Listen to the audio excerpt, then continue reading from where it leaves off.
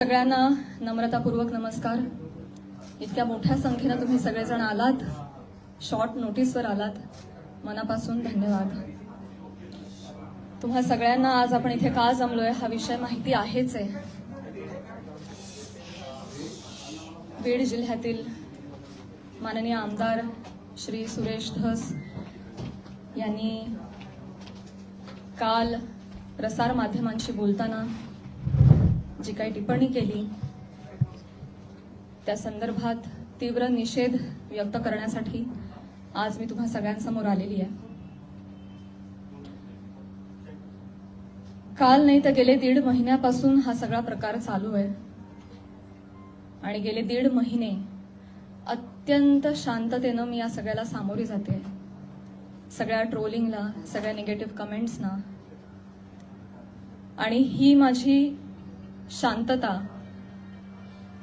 माझी मूकसंमती नाहीये। मी माझ्यासारख्या अनेक महिला, कलाकार या सगळ्यांची ही हतबलता आहे। हे शांत राहणं तुम्हा सगळ्यांमुळे कुठे ना कुठेतरी आमच्यावर बेतलेलं आहे।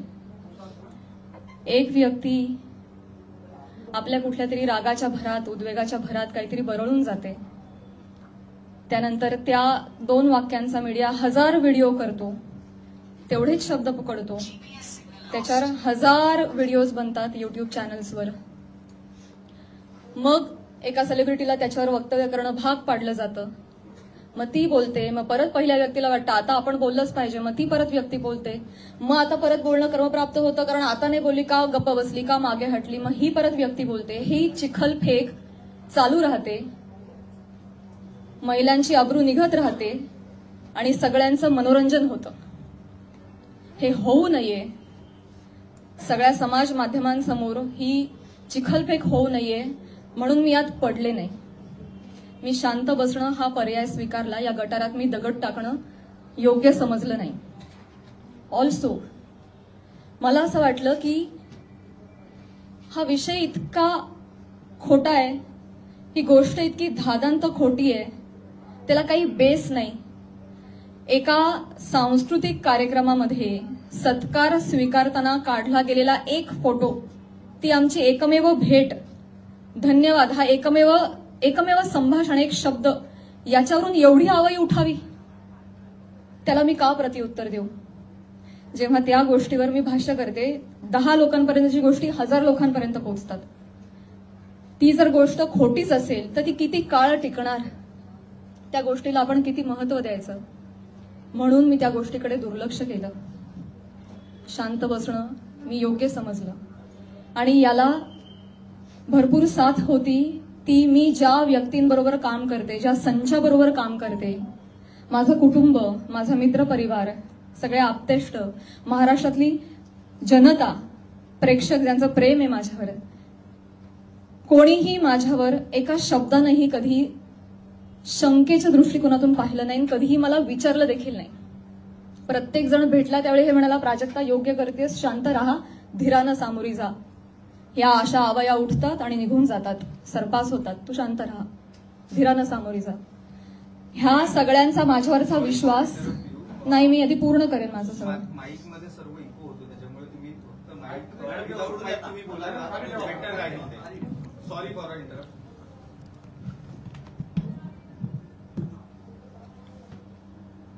तर ह्या सगळ्या ज्या आवया असतात, जशा निघतात तशाच निघून जातात, असं सगळं असल्यामुळे आणि या सगळ्यांचा पाठिंबा आणि माझ्यावरचा विश्वास इतका दांडगा होता, ही माझ्यासाठी अत्यंत जमेची बाजू होती। त्यामुळे मला माझ्या चारित्र्यावरचं एक्सप्लेनेशन द्यायला समोर यावं अशी गरजच वाटली नाही। आज ही वेळ येतेय, ही अत्यंत नामुष्की आहे आणि ती वेळ आली आहे कारण एक लोकप्रतिनिधी याच्यावर टिप्पणी करतात।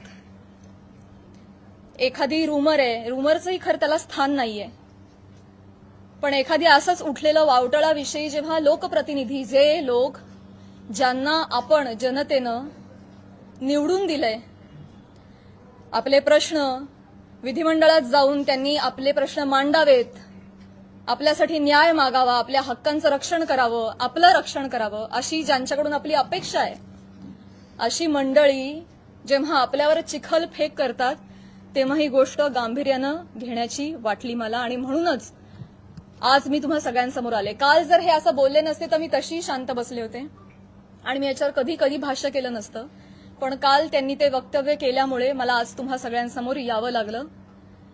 कारण जेव्हा एक लोकप्रतिनिधी असतो जो हजारो लाखोंचं नेतृत्व करतो, लाखो जनता त्यांच्या विचारांना फॉलो करते, जेव्हा ते बोलतात तेव्हा त्यांची विचारधारा लाखोंची विचारधारा होते, ते त्या गोष्टींवर कुठेतरी ठसा उमटवतात आणि खरी आहे असं भासवतात, तेव्हा मात्र ही फार गंभीर बाब होऊन जाते.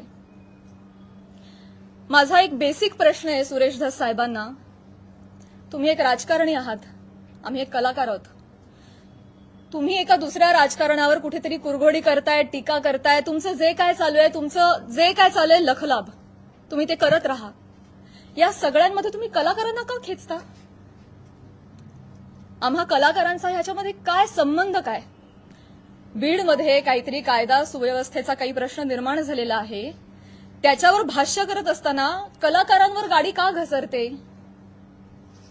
बर, ते इव्हेंट मॅनेजमेंट विषयी काहीतरी सांगत होते की यांच्याकडून शिकावं इव्हेंट मॅनेजमेंट, मान्य. पण मग महिला कलाकारांचीच का नावं येतात? का परळीला कधीच कोणी पुरुष कलाकार गेला नाही का कार्यक्रमाला? त्यांची नावं का नाही येत? इव्हेंटमॅनचं तुम्हाला जर एक उदाहरण द्यायचं आहे तर पुरुष कलाकारांची नावं घ्या ना. महिलांची नावं घेऊन अतिशय कष्टानं ज्या महिला अतिशय छोट्या फॅमिलीमधून येऊन संघर्षमय आयुष्य जगत मोठ्या होतात आणि आपलं एक नाव कमवतात, त्यांची प्रतिमा ते असं बोलून डागाळतात. हे कितपत योग्य आहे? तुम्हाला उदाहरण द्यायचे, तुम्ही पुरुष कलाकारांची नावं द्या. पण त्यांनी तसं केलं नाही. त्यांनी त्यांच्या वैयक्तिक स्वार्थासाठी फिल्म इंडस्ट्रीमध्ये काम करणाऱ्या महिलांची नावं घेतली, त्याचा वापर केला, गैरवापर केला. त्यांनी स्वतःचा टीआरपी वाढवण्यासाठी महिलांची नावं घेतली, अतिशय कुत्सितपणे टिप्पणी केली, अतिशय कुत्सितपणे. एक कलाकार म्हणून वेगवेगळ्या शहरांमध्ये जाणं, प्रेक्षकांचं मनोरंजन करणं हे कलाकारांचं काम आहे. आणि फक्त परळी नाही, महाराष्ट्राच्या कानाकोपऱ्यात जाऊन मी याही आधी कार्यक्रम केलेले आणि यापुढेही करत राहणार, आणि सगळेच कलाकार करतात. याआधीही हजारो नेत्यांबरोबर, प्रतिथयश क्षेत्रातल्या सगळ्या मान्यवरांबरोबर फोटो आहेत. मग तो फोटोचा रेफरन्स उचलून तुम्ही कोणाही बरोबर असं नाव जोडून टाकणार का? हे एक महिला म्हणून, महिला कलाकार म्हणून मला अतिशय ही बाब निंदनीय वाटते. महाराष्ट्रातल्या राजकारण्यांना हे कृत्य शोभत नाही. बरं, ते जे बोललेत ते इतकं कुत्सित आहे. अच्छा, त्या पण येतात का परळीला? अच्छा. कोणाला जर नवा चित्रपट वगैरे करायचा असेल तर परळी पॅटर्न अवलंबावा. त्यांचा जे काय जवळचा पत्ता वगैरे काय म्हणायचंय काय तुम्हाला? तुम्ही फक्त महिला कलाकारांच्या चारित्र्यावर शिंतोडे नाही उडवत आहात, महिलांच्या कर्तृत्वावर सुद्धा तुम्ही प्रश्नचिन्ह उपस्थित करताय. का? कुठल्याही पुरुषाच्या किंवा राजकारण्याच्या कुबड्यांशिवाय एखादी महिला स्वकर्तृत्वावर यशस्वी होऊ शकत नाही का? कष्टांनी आणि मेहनतीनं एखादा माणूस मोठा होतो, याच्यावर तुमचा विश्वास का नाही बसत? ही अशी टिप्पणी करून तुम्ही माझी नाही, आम्हा महिलांची नाही, स्वतःची मानसिकता दाखवताय असं मला वाटतं. आणि ही अतिशय खेदजनक बाब आहे. महिलांची अब्रू, इस्पेशली फिल्म इंडस्ट्री मधल्या महिलांवर फार सॉफ्ट कॉर्नर, फार सॉफ्ट टार्गेट, कोणी यावं पटकन नावं घेऊन जावं. तुम्ही तुमच्या राजकारणासाठी मी विनंती करते, तुमच्या वैयक्तिक राजकारणासाठी तुम्ही फिल्म क्षेत्रात मधल्या महिलांच्या नावाचा गैरवापर करणं बंद करावं अशी मी त्यांना विनंती करते. आणि ज्या कुत्सितपणे त्यांनी टिप्पणी केली आहे, या सगळ्या गोष्टीचा प्रसार माध्यमांसमोर हशा पिकवण्यासाठी त्यांनी उपयोग केलेला आहे. हे वागणं महाराष्ट्रातल्या राजकारण्यांना शोभत नाही. ही अतिशय निंदनीय बाब आहे आणि म्हणूनच ज्या कुत्सितपणे त्यांनी टिप्पणी केली आहे आणि हशा पिकवलाय, प्रसार माध्यमांसमोर कसं बोलावं, काय बोलावं याचं ज्यांना भान नाहीये त्यांना मी विनंती करते की त्यांनी तितक्याच विनम्रतेनं माझी जाहीर माफी मागावी. आणि फक्त माझीच नाही, माझ्याबरोबर अनेक महिलांचा त्यांनी चुकीचं नाव घेऊन उल्लेख केलेला आहे आणि या गोष्टीचा एक उपयोग करून मी सगळ्यांना त्यांना हेही सांगू इच्छिते की अशा पद्धतीनं कुठल्याही राजकीय गोष्टीसाठी फिल्म इंडस्ट्रीमधल्या महिलांच्या नावाचा गैरउपयोग होता कामा नये. पुढे जाऊन मी हेही सांगू इच्छिते, मी आज महिला आयोगाकडे तक्रार गेलेली आहे. फोन सायलेंट करा. महिला आयोगाकडे दुपारी तक्रार नोंदवलेली आहे. मी त्यांनाही रिक्वेस्ट केलेली आहे की कायद्याच्या चौकटीत राहून तुम्ही याच्यावर योग्य ती कारवाई करावी. मी देखील कायदेशीर कारवाई करत राहीन. याचबरोबर माननीय मुख्यमंत्री साहेब, उपमुख्यमंत्री साहेब यांना देखील मी विनंती करते, काय या दोन व्यक्ती दोन वाक्य बोलून गेल्या, पण प्रसार माध्यमं तेवढीच दोन वाक्य घेऊन त्याचे 1000 व्हिडिओ बनवतात. इतके वाईट मथळे देतात, हेडलाईन्स देतात. समोरच्या माणसाच्या आयुष्यात तुमच्या या मथळ्यांमुळे एक वादळ येऊ शकतं, त्यांच्या करिअरवर परिणाम होऊ शकतो, त्यांची प्रतिमा डागाळली जाऊ शकते, त्यांचं करिअर बर्बाद होऊ शकतं, ते डिप्रेस होऊ शकतात, ते आत्महत्या करू शकतात. तुम्हाला काळजी वाटत नाही या गोष्टीची? आपण आपला टीआरपी वाढवण्यासाठी, आपण आपला एक सेट टार्गेट अचीव्ह करण्यासाठी कुठल्या थराला जाऊन बातमी करतो, त्याचं किती वेगवेगळ्या पद्धतीनं. आता फॉर एन एक्झाम्पल, कालच मी बातमी वाचली आणि ती इतकी हर्टफुल होती. बीडमधील हत्या प्रकरणात आता प्राजक्ता माळींचंही नाव जोडलं जातंय. काय संबंध, काय दोन गोष्टींचा? आपण काय हेडलाईन्स करतो त्याचा समोरच्या माणसावर. ही माझी आई रात्रभर झोपली नाही, 1.5 महिना. मला वाटत नाही तिला शांत झोप लागली असेल. एक कमेंट नाही जी यांनी वाचली नाही. हा माझा भाऊ, यांनी सोशल मीडिया बंद करून टाकला, सगळे अकाउंट्स डिलीट केले. आज हा प्रसंग फक्त माझ्याशी निगडीत राहिलेला नाहीये, हा माझ्या कुटुंबावर त्याचा परिणाम होतोय आणि अत्यंत वाईट परिणाम होतोय. समाजामध्ये अशा पद्धतीनं प्रतिमा डागाळली जाणं एका मुलीची, आणि स्पेशली फिल्म क्षेत्रामध्ये काम करणाऱ्या मुलीची, ह्याला तोंड देणं अजिबात सोपी गोष्ट नाहीये. तुम्ही सगळेजण हे समजू शकता. तर तुम्हा सगळ्यांना ही विनंती आणि माननीय मुख्यमंत्री साहेबांना ही विनंती की त्यांनी याबाबत काहीतरी ठोस कारवाई करावी. बेसलेस पुरावा कुठलाही असल्याशिवाय कोणीही बातमी करू नये अशा पद्धतीचे त्यांनी आदेश द्यावेत. या निमित्तानं मी करुणाताईंना सुद्धा विनंती करू इच्छिते आणि हे सांगू इच्छिते की तुम्ही स्वतः एक महिला आहात. तुम्हाला महिलांना होणारा त्रास तुम्ही समजू शकता. या पुरुष प्रधान संस्कृतीमध्ये जर महिलाच महिलांच्या पाठीशी उभ्या नाही राहिल्या आणि चिखलफेक करत राहिल्या तर कसं होणार? मी सांगू इच्छिते की तुम्हाला जी माझ्या बद्दलची माहिती मिळाली आहे ती अत्यंत चुकीची आहे. तुमच्या माहितीचा जो स्रोत आहे तो चुकीचा आहे करुणाताई. आणि आय एम शुअर की इथून पुढे तुम्ही कुठल्याही गोष्टीची खातरजमा केल्याशिवाय, शहानिशा केल्याशिवाय तुम्ही असं वक्तव्य करणार नाही आणि महिलांच्या बाबतीत तुम्ही देखील संवेदनशील राहाल अशी मी खात्री बाळगते आणि ही मी तुम्हाला विनंती करते. आणि मुख्यमंत्री साहेबांना ही विनंती करते की एका कार्यक्रमातला एका मंत्र्याबरोबरचा एक फोटो याच्यामुळे इतकं वादंग उठावं आणि इतकी आवई उठावी आणि त्याच्यावर हजारो न्यूज पोर्टल्सनी, युट्यूब चॅनल्सनी ह्याच्या न्यूज बनवाव्यात आणि वाटेल तसे ते लाईक्स आणि सबस्क्रिप्शन वाढवत राहावेत. त्यांना भीती नाहीये की याच्यावर कोणीही काहीतरी ऍक्शन घेईल म्हणून ते हे करतायत.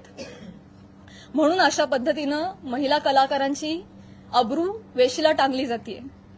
तर याबाबत काहीतरी कडक कारवाई त्यांनी केली पाहिजे.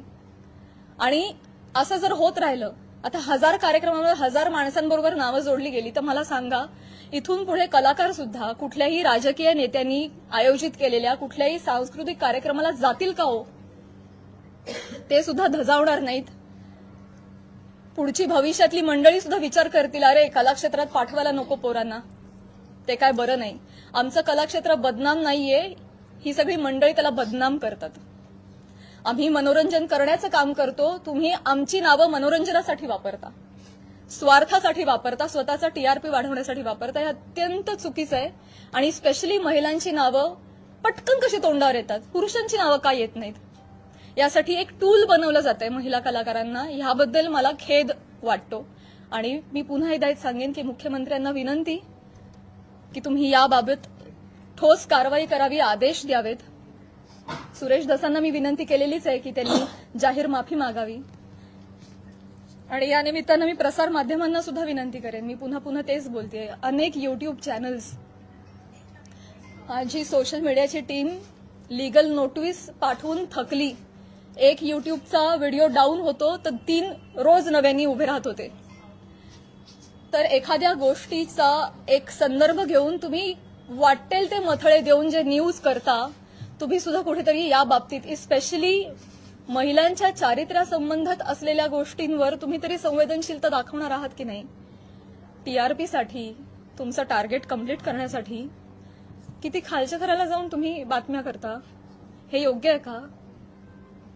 असे मला तुम्हालाही प्रश्न विचारायचे आणि तुम्हालाही विनंती करायची की आपण सुद्धा एक सभ्यतेची पातळी सोडली नाही पाहिजे. आपण महाराष्ट्रात राहतो, महाराष्ट्र अतिशय सुज्ञ मंडळींचा प्रदेश आहे आणि तुम्ही कोणीही अशा पद्धतीनं, मुळात आदेश आले पाहिजेत, त्याच्यावर ठोस कारवाई झाली पाहिजे. आणि आपण एक माणूस म्हणून सुद्धा, एक मराठी माणूस म्हणून सुद्धा आपण सुद्धा आपल्याला काहीतरी नियम घालून घेतले पाहिजेत असं मला वाटतं. मी माझं पूर्ण करते भाऊ. या निमित्तानं महाराष्ट्रातल्या जनतेला सुद्धा मला म्हणायचं आहे की आपण आता एआयच्या जमान्यात आहोत. सोशल मीडियावर वाटेल तसे लोक व्यक्त होतात. मॉर्फ करणं, video, photo, call recordings fake generate करणं, फेक चॅट्स करणं, हे अतिशय सोपं आहे. डाव्या हाताचा मळ आहे. आता हे फार अवघड नाही राहिलेलं आहे. तर महाराष्ट्रातल्या जनतेनं सुद्धा सतसत विवेक बुद्धी जागरूक ठेवावी आणि आपण सोशल मीडियावर कसे व्यक्त होतो याची सभ्यता पाळावी. आपल्या आई बहिणीच्या बाबतीत जर अशी गोष्ट घडली असती तर आपण असं लिहिलं असतं का, असं त्यांनीही विचार करावा. सारासार विचार करून व्यक्त व्हावं. सगळ्यांनीच ही जी बाब आहे ती अतिशय गांभीर्यानं घ्यावी. इथे मी फक्त माझ्या न्यायासाठी नाही बोलत आहे. इथे मी आज सगळ्या सिने क्षेत्रात, कला क्षेत्रात काम करणाऱ्या सगळ्या महिलांच्या वतीनं बोलतीये. आज त्यांचं प्रतिनिधित्व करते असं मी म्हणेन की समाजामध्ये उजळ माथ्यानं जगण्यासाठी आम्हाला एक फ्रीडम असलं पाहिजे, एक मान सन्मान ठेवला गेला पाहिजे. यासाठी तुम्ही सुद्धा ती डिग्निटी पाळणं गरजेचं आहे आणि तो मान सन्मान देणं गरजेचं आहे असं मला वाटतं. आणि तुम्ही ते कराल अशी मी आशा व्यक्त करते. एक प्रश्न असा होता, आता आपण ज्या पद्धतीने आता एकच प्रश्न आहे, काही सुरेश दास महिला आयोगाकडे आपण अच्छा ओके, 1 by 1 जाऊया. महिला आयोगाकडे प्राजक्ता माळींची माफी मागणार नाही. सुरेश दास म्हणताय प्राजक्ता माळींची मी जाहीर माफी मागणार नाही.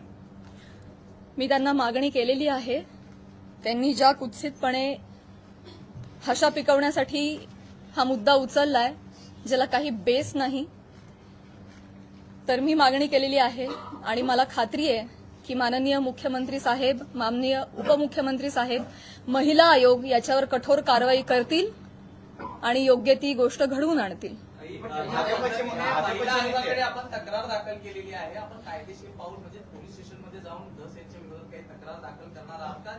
ज्या पद्धतीने आता ते म्हणतायत की आम्ही माफी मागणार नाही म्हणून, तर आपण कायदेशीर पाऊल नेमकं काय उचलणार आहात? महिला आयोगाकडे तक्रार दिलेली आहे. आज किंवा उद्या मुख्यमंत्री साहेबांची भेट मला मिळणार आहे. त्यांना समक्ष जाऊन मी पत्र देणार आहे. उपमुख्यमंत्री साहेबांना जाऊन भेटणार आहे. त्यांना देखील समक्ष जाऊन पत्र देणार आहे, निवेदन करणार आहे. आणि जर गोष्ट काही घडली नाही आणि ही देखील महिला म्हणून हलक्यात घेतली तर डेफिनेटली माझ्या वकिलांमार्फत मी योग्य ती कारवाई करेन. आणि माझ्या एकटीच्या न्यायासाठी नाही, मी समस्त कला क्षेत्रात काम करणाऱ्या महिलांच्या वतीनं पाऊल उचले. भाजपचे आमदार आहेत आणि मुख्यमंत्री गृहमंत्री कारवाई करतील असं वाटतं. आता तुम्हाला एक चान्स दिला ना, बाकीच्यांना पण चान्स. या प्रकरणाची सुरुवात तुम्ही उल्लेख देखील केला करुणा मुंडे यांच्या व्हिडिओपासून झाली होती. तर तुम्ही सुरेश धस यांच्यावरती कारवाई करावी अशी मागणी करताय. करुणा मुंडे यांची तक्रार तुम्ही महिला आयोगाकडे केली का किंवा करणार आहात का? मी ऑलरेडी त्यांना देखील नोटीस पाठवली आहे, करुणाताईंना तेव्हाच पाठवली आहे आणि त्यानंतर त्यांनी काही वक्तव्य केलं नाही, त्या शांत बसल्या. त्यामुळे मी पुढे काही त्यांच्यावर कारवाई केली नाही. डेफिनेटली आहे. मराठी चित्रपटसृष्टी सगळे कलाकार खंबीरपणे माझ्या पाठीशी आहेत आणि मी सगळ्यांचं नेतृत्व करेन. सुरेश धस यांनी ही पत्रकार परिषद चालू आहे त्याच्यानंतर त्यांनी प्रतिक्रिया अशी दिली की हे संतोष देशमुख प्रकरण दुसरीकडे नेण्यासाठी म्हणून तुम्ही ही पत्रकार परिषद. मला हेच सांगायचं आहे तुम्हाला सगळ्यांना, हेच सांगण्यासाठी आज मी आली आहे की तुमच्या राजकीय हेतूसाठी तुम्ही कला क्षेत्रातल्या कलाकारांची नावं का जोडताय? कलाकारांचा आणि राजकारणाचा काही एक संबंध नाहीये. तुम्ही जर कालच्या त्या भाषणामध्ये आमचं नाव घेतलं नसतं तर आज मी तुमच्यासमोर इथे नसते. मी आज माझ्या ज्योतिर्लिंग यात्राला असते. त्यांनी नाव घेतल्यामुळे आज मला इथे बसावं लागतंय. त्यांनी सुरू केली ही गोष्ट. त्यामुळे तुम्ही असा अर्थ जोडू नका, ही तुम्हालाही विनंती. आणि मुळात राजकारणाचा आणि कलाकारांचा काही संबंध नाही. तुम्ही तो ओढून आणू नका. स्पेशली महिला कलाकारांना तुम्ही इथे त्यांच्या प्रतिमा डागाळू नका. येस, हो, इथे मुलगी बोलतीये. या सगळ्या चिखलफेकमुळे कुठेतरी कलाकार कोणत्याही गोष्टीवर भूमिका घेताना म्हणजे काचकूच करतात असं वाटतं का? भीती वाटते ना, कारण प्रसार माध्यमं त्याला चुकीची प्रसिद्धी देतात. मग यामुळेच पुढे कधी म्हणूनच मुख्यमंत्र्यांना मी विनंती करणार आहे की जर कुठलाही पुरावा नसेल तर प्रसार माध्यमांनी स्पेशली युट्यूब चॅनल्सनी जर अशा काही बातम्या केल्या तर त्यांच्यावर कठोर कारवाई करावी. इनफॅक्ट तशा पद्धतीचे निर्देश त्यांनी आत्ताच जारी करावेत. सुरेश धसांनी फक्त माफी मागावी एवढंच तुमची मागणी आहे की कारण जरी त्यांनी माफी मागितली तरी त्यांच्यावर कारवाई करण्यात येईल अशी? मला आहे ना प्रॉब्लेम एक दोन व्यक्तींनी बोलण्याचा नाहीये. या मला प्रवृत्तीचा त्रास आहे. हा प्रघात पडता कामा नाहीये की कोणीतरी काहीतरी फार कष्टाने नाव कमवतो, कोणीतरी एक काहीतरी येऊन बोलून जातं आणि अख्खी इमेज डागाळते. स्पेशली महिलांच्या बाबतीत मी पुन्हा तेच म्हणेन की नाव घेताना त्यांनी 3 महिलांचं का नाव घेतलं? पुरुष कलाकार गेलेच नाहीत का हो परळला कधी कार्यक्रमाला? मी जेव्हा गेले होते कार्यक्रमाला तेव्हा माझ्याबरोबर सुद्धा प्रसाद खांडेकर, गौरव मोरे ही मंडळी होती. अमीर हडकर, आमचे सगळे कलाकार होते. त्यांची नाही नावं आली. त्यामुळे स्त्री कलाकारांना याच्यामध्ये गोवू नये. राजकारण्यांनी स्वतःच्या स्वार्थापायी टीआरपी त्यांच्या अशा पद्धतीनं वाढवू नये आणि गैरवापर करू नये. हिंदी असो किंवा मराठी राजकीय नेते मुख्यतः कलाकारांना टार्गेट करतात.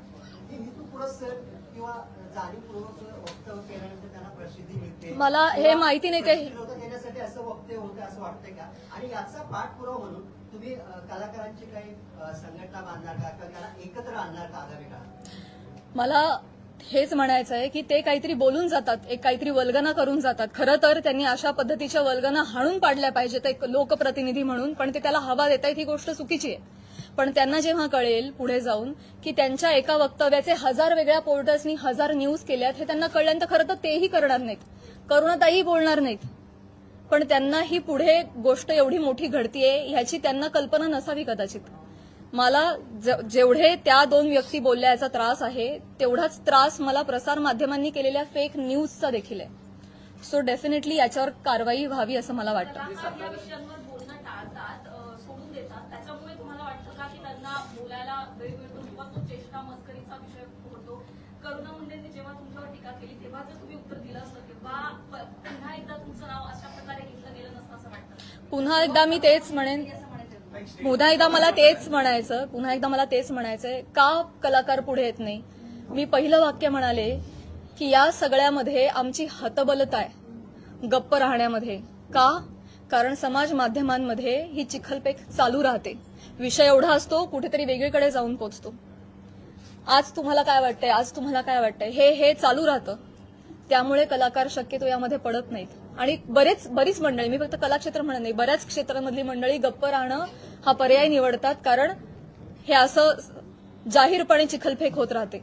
म्हणूनच या संदर्भात जर काहीतरी रूल्स अँड रेग्युलेशन्स आले, कठोर नियम आले की जर या गोष्टीमध्ये तथ्य सापडलं नाही, ही जर कुठला पुरावा सापडला नाही तर त्यांच्यावर कायदेशीर कारवाई होईल त्या न्यूज पोर्टलवर किंवा युट्यूब चॅनलवर. असा जर आपल्याकडे नियम आला ना तेव्हाच जाऊन हे बंद होणार आहे. तर असा नियम काढावा हीच विनंती आहे माझी मुख्यमंत्री साहेबांना. पण तुम्हाला जाणीवपूर्वक टार्गेट केलं जात आहे. नाही असं काही नसतं. त्यांनी माफी नाही मागितली तर पुढची भूमिका काय असेल? मला हा नियम आणायचा आहे. मला या निमित्तानं प्रसार माध्यमांमध्ये जे काही न्यूज होतात त्याला पुराव्यांची जोड नसेल तर तुम्ही ते करू नका, केलं नाही पाहिजे. ते खोटं आढळल्यास कायदेशीर कारवाई होईल अशा पद्धतीचा नियम आला पाहिजे. हे माझं खरं उद्दिष्ट झालंय आता. ते म्हणाले की मुंबईत जाऊन मी बोलणार आहे प्राजक्ता माळीसोबत. स्वागत आहे. माईक खाली करा.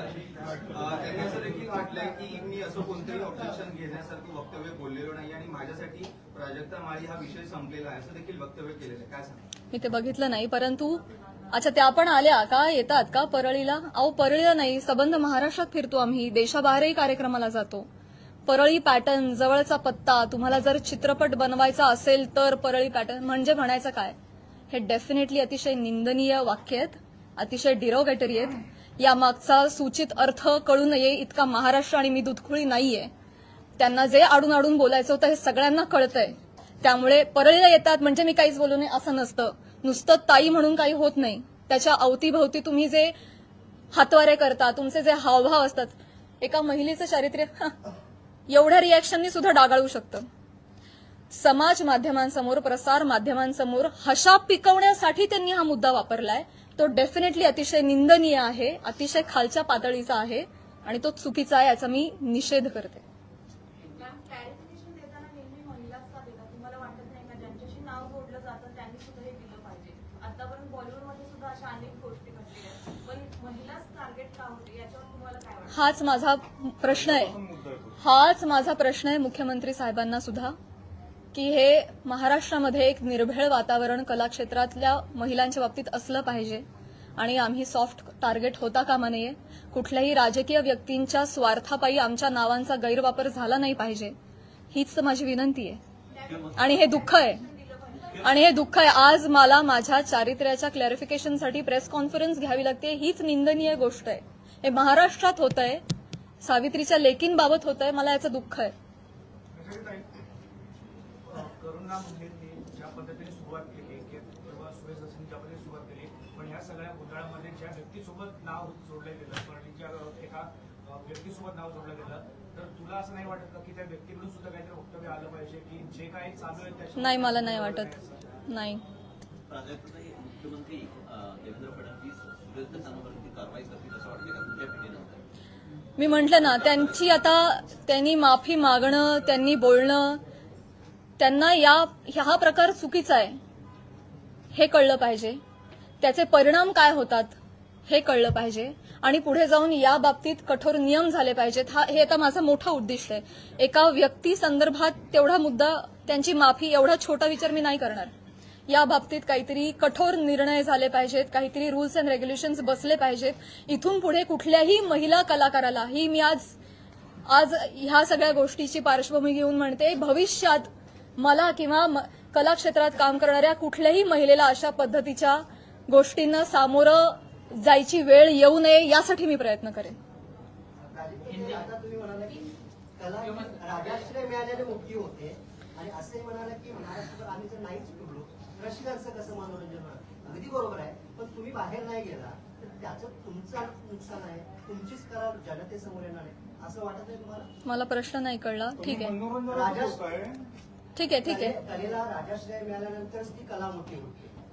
महाराष्ट्रभर फिरताय, राजकारणाचे कार्यक्रम अटेंड करता असं तुम्ही म्हणताय. आता जर नाही गेला तर त्याच्यामुळे तुमचं परिणाम होणार आहे, तुमचं नुकसान होणार आहे असं वाटत नाही तुम्हाला? डेफिनेटली मुळात वेगवेगळ्या शहरांमध्ये जाऊन, वेगवेगळ्या ठिकाणी जाऊन प्रेक्षकांचं मनोरंजन करणं हेच तर कलाकारांचं काम आहे, कर्तव्य आहे. निखळ मनोरंजनासाठी तर कलाकार प्रेक्षकांशी संवाद साधण्यासाठी वेगवेगळ्या ठिकाणी जातात आणि गेलंच पाहिजे. ते आमचं उपजीविकेचं साधन पण आहे आणि आमच्या स्वातंत्र्यावर अशी गदा नाही येऊ शकत ना. त्यामुळे कलाकार धर्म आम्ही पाळतोय, पण त्याचा असा पद्धतीनं चुकीचा अर्थ काढणं हे क्लेशदायक आहे. तेव्हाच कला मोठी होईल जेव्हा त्याला राजाश्रय मिळेल. मिळाली पाहिजे, म्हणूनच म्हणते रूल्स अँड रेग्युलेशन्स आणा.